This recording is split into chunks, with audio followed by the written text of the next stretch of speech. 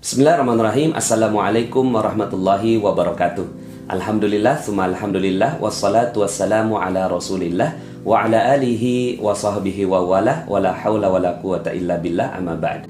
Oke, kita akan melanjutkan materi kita, dan kali ini kita sudah sampai ke jurus yang kedua berjudul perisai rezeki. Ada orang yang mengatakan, kenapa ya rezeki saya kok terbatas? Kenapa gaji saya nggak naik-naik? Kenapa penghasilan saya segitu-gitunya gitu? Kenapa kok hutang saya nggak lunas-lunas? Kenapa kok piutang saya nggak dibayar orang? Kenapa keluarga saya nggak harmonis? Kenapa penyakit saya nggak sembuh-sembuh?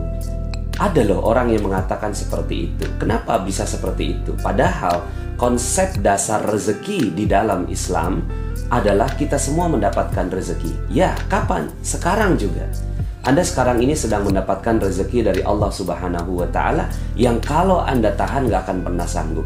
Contohnya, nafas. Bisakah Anda menahan nafas selama 5 jam saja? Tidak akan pernah sanggup. Itulah salah satu contoh dari rezeki Allah Subhanahu wa Ta'ala. Kita gak akan pernah sanggup menahan rezeki Allah. Karena rezeki Allah itu datangnya dipaksa. Kalau seandainya ada orang yang mengatakan bahwa kenapa kok rezeki saya nggak ada, kenapa kok rezeki saya terbatas, bukan karena rezekinya yang nggak ada, tapi karena dia menahan dirinya dari rezeki Allah Subhanahu wa Ta'ala. Konsep dasar dari perisai rezeki ini adalah rezeki itu datang seperti air bah.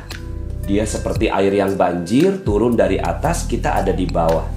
Kira-kira kalau ada orang di bawah lalu kemudian air banjir turun dari atas, ada nggak orang yang nggak kena airnya? Kayaknya nggak mungkin ya.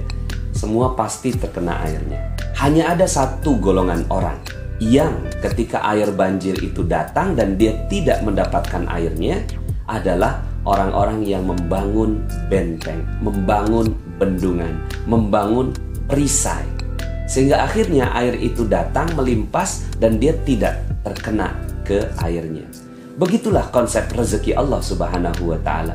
Allahnya mau kasih rezeki, tapi kitanya yang membangun perisai itu. Nah, maka kalau kita sudah memahami tentang konsep ini, untuk mendapatkan air bagaimana? Sederhana, buka aja bentengnya. Sederhana, buka aja perisainya. Begitu juga dengan rezeki. Ya, kita ingin mendapatkan rezeki berlimpah, bukan dengan bekerja, bukan dengan berusaha, bukan dengan berikhtiar, tapi dengan membuka perisainya. Ketika perisai ini dibuka, maka insya Allah rezeki Allah akan datang dengan berlimpah ruah kepada kita semua. Perisai inilah yang harus kita betul-betul perhatikan agar kita mendapatkan rezeki Allah Subhanahu wa Ta'ala. Perisai itu bernama dosa.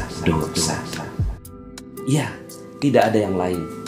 Kalau seandainya kita sekarang ini berada dalam kesulitan hidup, kita berada dalam keterbatasan rezeki, bukan karena Allah tak mau kasih rezeki, tapi karena ada dosa-dosa yang menghalangi diri kita dengan rezeki Allah Subhanahu wa Ta'ala. Semakin tebal dosanya, semakin jauh diri kita dari rezeki Allah Subhanahu wa Ta'ala. Dan sangat erat korelasinya antara dosa dengan rezeki. Makin banyak dosanya, makin jauh rezekinya. Makin sedikit dosanya, makin Allah Subhanahu wa Ta'ala berikan rezeki yang berlimpah. Hal ini Allah Subhanahu wa Ta'ala kemukakan di dalam Al-Quran surat Nuh ayat 10-14. A'udzu billahi minasyaitonir rajim. Bismillahirrahmanirrahim. Faqultu astaghfiru rabbakum innahu kana ghaffara yursilis samaa'a 'alaikum midrara wa yumdidkum bi amwalin wa banin wa yaj'al lakum jannatin wa yaj'al lakum anhara ma lakum la tarjuna lillahi waqara wa qad khalaqakum atwara. Maka minta ampunlah kalian kepada Allah. Innahu kana ghaffara, sesungguhnya Allah Maha Pengampun. Kalau Allah sudah ampuni, maka sederhana. Allah Subhanahu wa Ta'ala janjikan yursilis samaa'a 'alaikum midrara, akan Allah turunkan kepadamu hujan dengan lebat. Masya Allah ya. Hujan dengan lebat, bukan dengan rintik-rintik, bukan dengan gerimis, hujan dengan lebat. Ini adalah tamsil dari rezeki, bahwa Allah Subhanahu wa Ta'ala akan turunkan hujan yang lebat. Hujan ini kan barokah, hujan ini kan rezeki. Allah tambahkan di ayat berikutnya, wa yumdidkum bi amwal, akan Allah tambahkan harta demi harta. Coba lihat konteksnya. Allah tidak mengatakan wa yumdidkum bil khairat. Allah tidak mengatakan Allah akan tambahkan kebaikan demi kebaikan. Tidak. Allah langsung katakan akan ditambahkan harta demi harta dalam bentuk jamak. Allah yang menjanjikan harta untuk kita di dunia. Ini adalah janji Allah Subhanahu wa Ta'ala. Tapi caranya bukan dengan yang lain. Caranya adalah dengan menghilangkan dosa. Ketika dosa kita udah hilang, maka Allah akan tambahkan harta demi harta demi harta demi harta. Mau berapa banyak? 100 juta per bulan? 200 juta per bulan? 300 juta per bulan? Ya, asal sebut. Kita minta kepada Allah Subhanahu wa Ta'ala, mudah bagi Allah. Syaratnya satu, sudah tidak ada lagi dosanya. Wa yumdidkum bi amwalin wa banin, dan Allah tambahkan anak-anak. Ya, bisa jadi bukan hanya anak biologis, anak keturunan, anak cabang, anak perusahaan, anak buah, dan seterusnya. Wa yaj'al lakum jannatin, dan Allah tambahkan kebun-kebun. Selain dari usaha yang dia buat, Allah Subhanahu wa Ta'ala tambahkan kebun-kebun yang lainnya. Mungkin kita bilang, ya Allah udah gak sanggup lagi ngurusnya. Wa yaj'al lakum anhara, dan Allah akan tambahkan sungai-sungai yang mengalir membuat subur itu si kebun. Setidaknya ada dua janji Allah dalam ayat ini. Ya, yang pertama harta berlimpah ruah, yang kedua passive income. Duduk diam, rezeki datang sendiri. Syaratnya satu, yaitu kita menghilangkan dosa.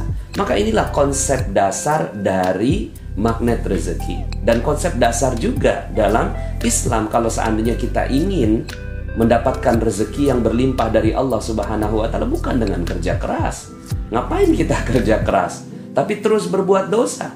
Ya, kita kerja keras terus berbuat dosa, oke lah kalau seandainya dapat uangnya, tapi diambil kesehatan oleh Allah Subhanahu wa Ta'ala, diambil barokah dari Allah, diambil keharmonisan dari Allah Subhanahu wa Ta'ala. Anak kena narkoba, ya, istri selingkuh, suami selingkuh, kemudian rumah seperti neraka. Mungkin banyak hartanya, tapi Allah Subhanahu wa Ta'ala ambil harta yang lainnya. Ya, karena kan rezeki bukan cuma sekedar harta, tapi juga banyak hal. Nah, maka kalau kita ingin mendapatkan keberkahan dari Allah Subhanahu wa Ta'ala ini, ingin dapatkan rezeki Allah ini, maka caranya sederhana, pakai cara Allah. Ya, cara Allah ini adalah dengan menurunkan perisai, menurunkan dosa. Lalu dosa apa? Ya memang banyak sih, ya. Maka dalam jurus-jurus berikutnya di dalam magnet rezeki kita akan membahas lebih detail. Makanya ada 101 jurus dengan berbagai macam pendekatan-pendekatan. Kita melihat perisai-perisai yang terkadang kita sadar atau kita tidak sadar, ya, bahwa itu ternyata merupakan perisai dari rezeki kita. Maka kalau seandainya boleh kita berikhtiar, bekerja, bersungguh-sungguh, maka bersungguh-sungguhlah menghapuskan dosa-dosa kita. Ya. Ada orang yang bersungguh-sungguh, dia pergi pagi pulang sore, pergi pagi pulang malam untuk mencari sesuatu. Tapi sepanjang dia bekerja, dia berbuat dosa lagi. Dia ambil harta orang, dia korupsi, dia menurunkan timbangan, ya. Kemudian dia tidak jujur kepada pelanggannya dan seterusnya. Maka apa yang terjadi pada kehidupan orang ini? Yuk sama-sama kita jalankan materi perisai ini. Percaya nggak dengan konsep ini? Kayaknya nggak percaya. Percaya dengan konsep ini? Ya, turunkan perisai, rezeki berlimpah ruah. Percaya? Kayaknya nggak percaya. Percaya nggak? Kayaknya nggak percaya. Kenapa saya seperti ini? Karena memang Allah yang mengatakan malakum la tarjuna lillahi waqara. Kenapa kalian nggak percaya? Itu Allah yang katakan. Kita nggak percaya dapatkan rezeki berkah banyak, berlimpah, dan pasif income. Nggak percaya kita. Buktinya kita nggak percaya apa? Buktinya kita nggak percaya masih buat dosa, ya. Nah, untuk menyederhanakan, ya, ada satu cerita yang ingin saya ceritakan kepada Anda semua yang menjadi model bagaimana keajaiban Allah Subhanahu wa Ta'ala datang dengan konsep perisai rezeki ini. Ada seorang nenek. Nenek ini tiap harinya minta-minta. Dia nggak tahu kalau minta-minta itu dosa. Bagi dia nikmat gitu, sekedar meminta kemudian dia dapat. Maka tiap harinya dia meminta-minta sampai akhirnya dia tahu lokasi basah dan lokasi kering dalam meminta-minta. Nah, lokasi basah itu bukan cuma sekedar di perempatan. Kalau ada ustadz ceramah tentang sedekah, itu basah, ya. Akhirnya dia datanglah ke pengajiannya Ustadz Yusuf Mansur. ya. Tapi bukan untuk ngaji, untuk jadi alat praktikum ya. Pada saat jamaah semuanya didoktrin sama Ustadz Yusuf Mansur untuk bersedekah, dia ada di luar untuk menampung dana-dana sedekah. Sampai kemudian ketahuan sama Ustadz Yusuf Mansur, dipanggil tuh si nenek, "Nek, datang pengen minta-minta ya?" "Enggak Ustadz, enggak." "Jangan bohong Nek, banyak orang menceritakan seperti itu." "Enggak Ustadz, gini aja deh, kalau besok nenek datang pengen minta-minta, saya usir ya. Tapi kalau nenek datang pengen ngaji, silahkan deh ngaji." Besoknya tuh si nenek datang lagi, tapi udah berubah niat. Bukan lagi pengen minta-minta, tapi pengen ngaji. Satu hari ada Ustadz Yusuf Mansur, ada tuh si nenek, ada saya. Itu si nenek ngoceh aja depan Ustadz Yusuf Mansur. Wow gitu ya, nggak tahu orang yang diocehin orang sibuk. Lalu kemudian kata Ustadz Yusuf Mansur, "Udah Nek, nggak usah banyak ngomong, nih gue mau kasih duit ya, 250.000. Tapi bukan buat nenek semua, 190.000 bagiin ke orang lain sebagai sedekah, 60.000 untuk nenek sebagai ongkos bagiin sedekah." "Paham?" "Nggak paham Ustadz," kata tuh si nenek ya. Lalu kemudian kata Ustadz Yusuf Mansur, "Nas, terusin Nas, gue banyak urusan." Ya mungkin ya kalau cuma sekedar jelasin insya Allah bisa lah. Lalu kemudian akhirnya saya jelasin pelan-pelan, "Nek, Ustadz Yusuf Mansur mau ngasih duit 250.000. Betul kan Ustadz? Saya cari Ustadznya. Loh kok nggak ada?" "Oh maksudnya terusin Nas." "Bukan terusin jelasin doang, tapi terusin kasihin duit juga." Aduh, saya ya dijebak sama Ustadz Yusuf Mansur, tapi dijebaknya yang baik. Lalu kemudian akhirnya saya keluarkan dompet saya, ada duit 300.000. Saya tunjukin sama tuh si nenek, "Nih Nek, ada duit 300.000, tapi bukan buat nenek semua. 240.000 bagian ke orang lain sebagai sedekah, 60.000 untuk nenek sebagai ongkos bagiin sedekah." "Paham?" "Paham Ustadz." "Wah cepet banget pahamnya ya, karena ada duitnya." Jadi orang kalau dijelasin ada duitnya cepat paham ya. Lalu kemudian 2 minggu kemudian saya ketemu sama si nenek ini lagi ya. Dia nangis-nangis ya, terharu. "Subhanallah Ustadz, alhamdulillah." "Ada apa Nek?" Lalu kemudian dia cerita, "Itu Ustadz, duitnya saya udah tukerin duit-duit kecil, 2.000, 5.000, 10.000. Karena komunitasnya peminta-minta, cepet habis tuh duit. Sampai kemudian ada 3 orang datang ya, 'Nek, bagi sedekah kok kita nggak kebagian? Udah habis ya." "Jangan bohong dong Nek." Karena didesak, keluarlah bagian dia ya, 50.000 disimpan, 10.000 ya dikasihin sama tuh si 3 orang. "Bagi 3 ya, udah habis." Pagi harinya dia melakukan seperti itu. Malam harinya lewat depan sebuah rumah, namanya Ibu Hajah Maryam. Lalu kemudian dipanggil tuh si nenek, "Nek, sini Nek, ada apa Bu Haji?" "Nggak tahu nih, beberapa bulan ini saya terus keingetan nenek." Lihat kalimatnya, beberapa bulan ini saya terus keingetan nenek. Alhamdulillah tadi pagi saya sudah daftarkan nenek pergi umroh. Alhamdulillah.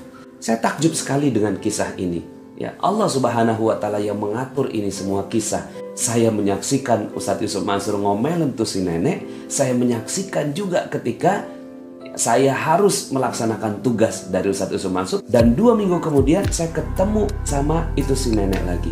Siapa yang mengatur ini semua? Sepertinya Allah Subhanahu wa Ta'ala telah mengatur kisah ini untuk menjadi pelajaran bagi kita semua. Bahwa si nenek awalnya berdosa. Ya, tapi awalnya mungkin dia nggak sadar kalau itu dosa. Ya, karena kan orang yang meminta-minta itu dalam sebuah hadis disebutkan akan datang kepada Allah dengan sudah tidak ada lagi dagingnya. Artinya dengan tengkorak saja gitu ya. Saking dihinakannya orang-orang yang meminta-minta ini. Kalau minta sekali 2 kali it's okay, wajar. Tapi kalau meminta-minta dan dijadikan profesi, nah ini dosa. Nah, awalnya sang nenek berbuat dosa.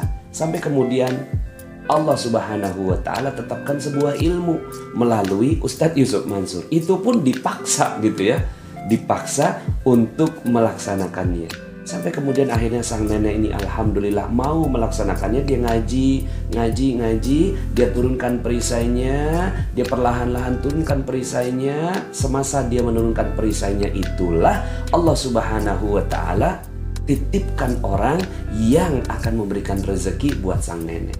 Coba bayangkan, ada seorang, ini saya sampai hafal betul namanya Ibu Hajah Maryam ya. Lalu kemudian sang Ibu Hajah ini entah kenapa kok Allah yang buat pemikiran bagi Ibu Hajah ini untuk memikirkan umroh bagi sang nenek. Siapa yang mengatur itu semua? Allah Subhanahu wa Ta'ala. Sampai kemudian ketika saatnya tiba, Allah Subhanahu wa Ta'ala ingin memberikan kegembiraan berupa keajaiban, maka keajaiban itu terjadi. Bukan keajaiban itu terjadinya dulu, di masa ini sudah ada keajaiban itu. So, bagi Anda yang menonton YouTube ini, seandainya Anda berada dalam kondisi yang Allah Subhanahu wa Ta'ala tetapkan rezeki Anda masih terbatas, percayalah bahwa ketika kita mau menurunkan perisai kita, ketika kita mau menurunkan dosa kita, ketika kita mau menurunkan hal-hal yang Allah Subhanahu wa Ta'ala larang untuk kita, maka insya Allah sebentar lagi akan terjadi keajaiban bagi Anda. Maka inilah perisai rezeki. Kalau kita ingin dapat keajaiban, turunkan perisainya, maka insya Allah keajaiban akan datang pada Anda semua. Kita cukupkan part yang pertama ini. Yang penting Anda memahami konsep dasarnya, dan insya Allah kita akan lanjutkan dalam part yang kedua. Saya Nasrullah, billahi taufiq wal hidayah. Assalamualaikum warahmatullahi wabarakatuh. Aku udah ngomong belum perisainya itu ada apa? Tuh.